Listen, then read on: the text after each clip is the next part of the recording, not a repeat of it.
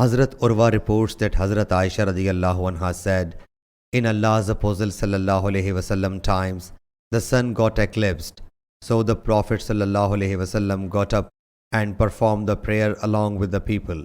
So he recited for a long time, then bowed down and bowed for a long time, then raised his head and recited for a long time, but it was lesser than the previous recitation.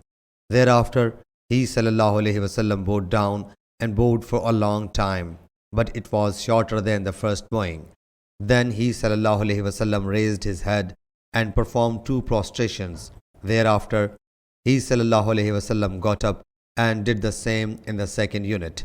Then he sallallahu alaihi wasallam got up and said, undoubtedly, the sun and the moon do not get eclipsed on account of anybody's death or birth.